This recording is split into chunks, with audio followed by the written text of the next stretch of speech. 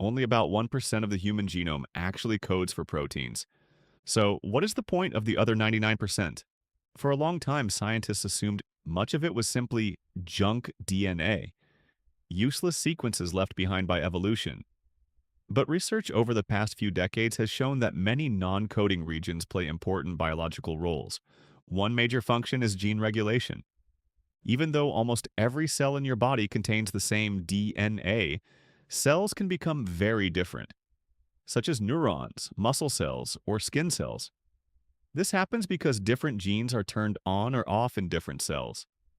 Non-coding DNA helps control this process. For example, promoters are DNA sequences located just upstream of genes where RNA polymerase binds to start transcription. Other regulatory elements, such as enhancers and silencers, can increase or decrease how much a gene is expressed, controlling how much protein is produced. Some non-coding DNA is also transcribed into functional RNA molecules. Well-known examples include transfer RNA, which carries amino acids during protein synthesis, and ribosomal RNA, which forms the catalytic core of ribosomes. There are also several important regulatory RNAs. Small nuclear RNAs are part of the spliceosome, the molecular machine that removes introns from pre-mRNA during processing.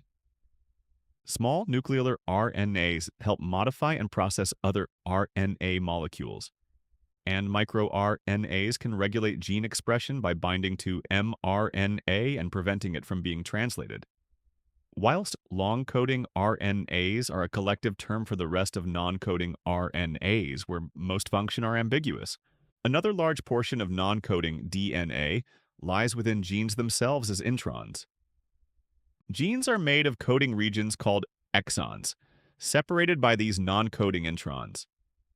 During mRNA processing, introns are removed, with 5 to 6 per gene.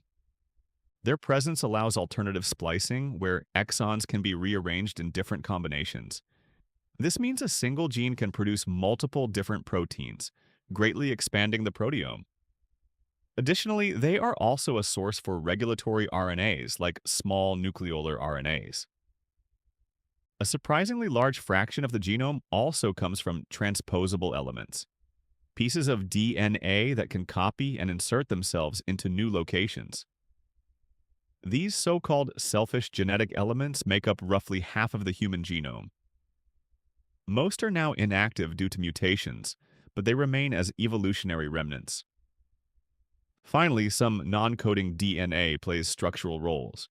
Telomeres protect the ends of chromosomes from damage during incomplete DNA replication in the lagging strand, while centromeres help ensure chromosomes are correctly separated during cell division.